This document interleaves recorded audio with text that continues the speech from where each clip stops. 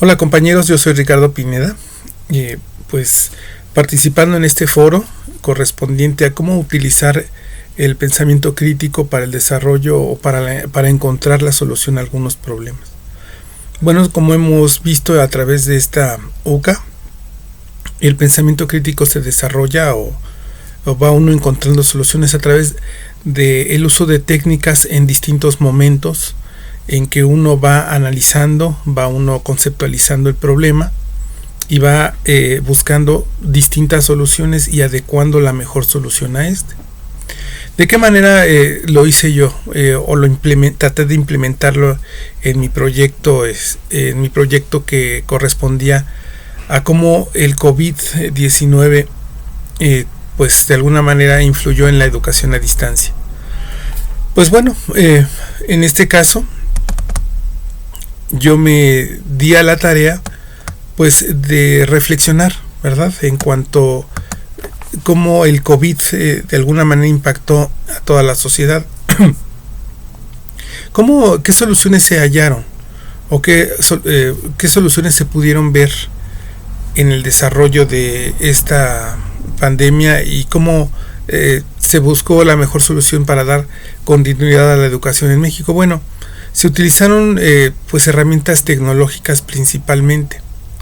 Desde mi punto de vista creo que si bien sí ayudó de alguna manera a no detener la educación en México a través del uso de herramientas que podíamos utilizar para continuar con la educación a distancia, hay que reconocer también que estas herramientas no estaban 100% preparadas, ni siquiera los alumnos y nosotros como docentes estábamos completamente preparados para llevar el desarrollo, el mejor desarrollo estas herramientas.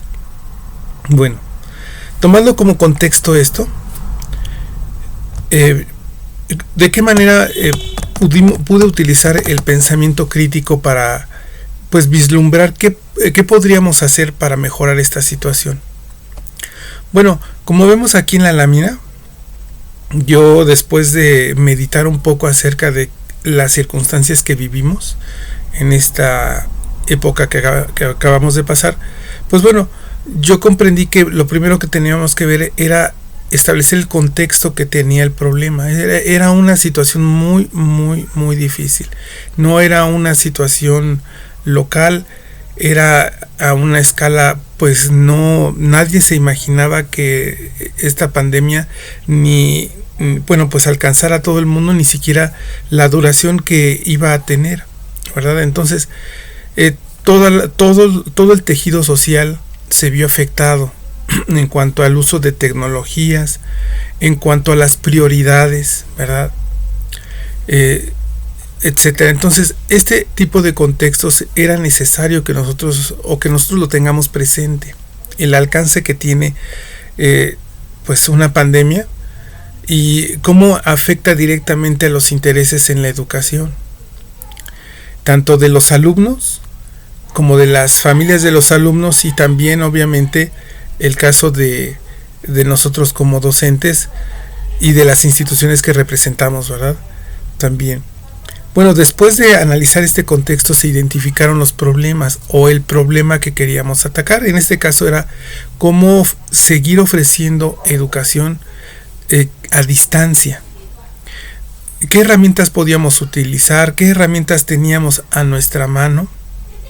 ¿Qué herramientas eran fáciles de implementar, fáciles de entender a los alumnos, fáciles de utilizar a nosotros como docentes para transmitir el conocimiento, para llevar el control, ¿verdad?, el control de los alumnos, de el avance que tenían los alumnos, el control administrativo, etcétera? Entonces se trató de identificar esto, o en el caso de ya esta propuesta de solución, yo iniciaría pues pensando en las circunstancias de cada uno de los alumnos, de manera general, obviamente, ¿sí? En esta última pandemia nosotros pudimos ver que algunos alumnos ni siquiera tenían un dispositivo electrónico con una cámara web. Muchos de ellos, a medida que iba avanzando la pandemia, pues fueron adquiriendo equipos, algunos en un principio no se conectaban, otros se empezaron a conectar después, pero seguía habiendo ese tipo de situaciones de que cuando no fallaba el celular, fallaba la plataforma, etcétera. Entonces se identificó el problema. El problema en este caso, pues yo pude ver que era tanto tecnológico como operativo, y también había que reconocer que es cultural, ¿verdad? No estamos acostumbrados a utilizar ciertos medios electrónicos. Algunos dispositivos eran muy básicos y solamente se utilizaba solamente lo más básico en un celular. Después de la pandemia todos salimos expertos, ¿verdad?, en el uso de la cámara web, el transmitir, el de bajar información, el de subir información, etcétera. Entonces se identificó el problema. Posteriormente se debería de hacer una investigación de soluciones a problemas similares. Esto a través de un estado del arte, de desarrollar una investigación documental sobre qué situaciones o circunstancias similares se han vivido en otros lados, qué soluciones se les ha dado, ¿verdad? Tratar de informarme lo más, tener el mayor número de información para poder de ahí filtrar lo que yo necesito para tratar de vislumbrar una situación acorde a la realidad que yo estoy viviendo. Después de esto, se organizaron los elementos de investigación en elementos teóricos, ¿sí? ¿Cómo podía la teoría que yo estoy utilizando o que yo conozco para didáctica, por ejemplo, tecnológica, operativa, etcétera, para poder implementar esa solución, pero ya a mi problema, ¿sí? Hubo una discusión allí hasta que por fin se halló la idea o se concibió la idea que debería de aplicarse para solucionar el problema que yo tengo. Eso es la heurística de la solución.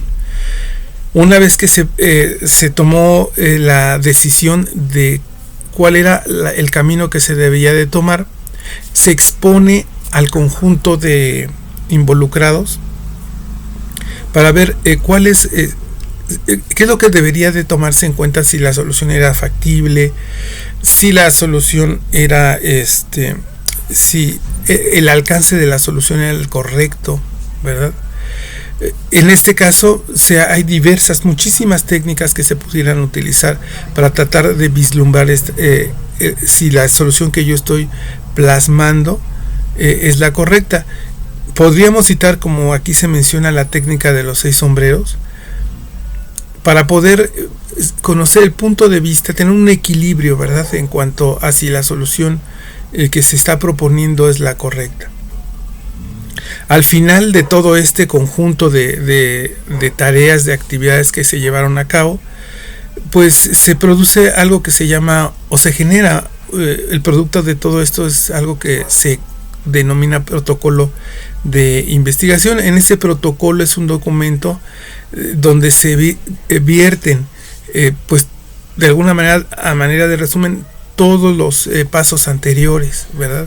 Se documenta todo lo que se llevó a cabo, desde pues la definición del problema, la definición de los equipos, el contexto, ¿verdad?, en que se está llevando a cabo la solución, etcétera. Después de que el protocolo ha sido aceptado, se pone entonces se hace una puesta en marcha de la solución y posteriormente se le da seguimiento a través del análisis de resultados. Si los resultados no son negativos, pero no son los favorables, los esperados, entonces volvemos a caer en el mismo ciclo, ¿verdad? Quizás sea necesario partir nuevamente desde el principio, de analizar bien el contexto, identificar bien los elementos, las variables que tiene el problema, definir nuevamente el problema, hacer una nueva investigación documental, dotar ahora quizá de nuevos elementos teóricos, quitar algunos otros, y se sigue el mismo ciclo hasta que la solución propuesta, ya una vez puesta en marcha, pues genera los resultados pues más propios, más esperados posibles. Bueno, tras esto se hace un reporte, ¿verdad?, de cómo el pensamiento crítico entonces me ayuda de alguna manera a clarificar, ¿verdad?, la solución esperada.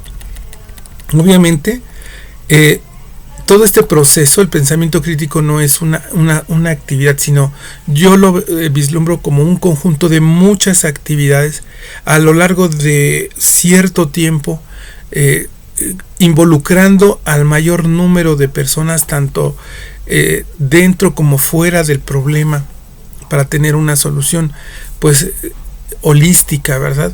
Porque el problema no es como un problema, yo lo asemejo como un problema de matemáticas en la cual solamente existe una solución.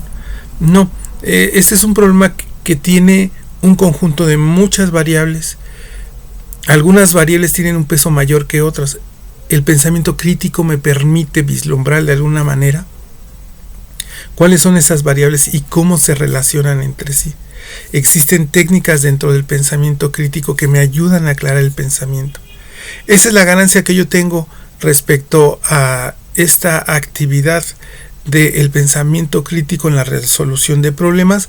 Obviamente, para ello se necesita en cada una de las etapas tener muy claro cuál es la función de cada una de ellas, en qué momento deben de intervenir y qué es lo que se requiere de estas. Bueno, pues con esto yo termino mi participación en este foro. Agradezco muchísimo a nuestra profesora por habernos dado de alguna manera la orientación para llevar a cabo cada una de las actividades que tuvimos a través de esta UCA. Muchas gracias a todos. Buenas noches.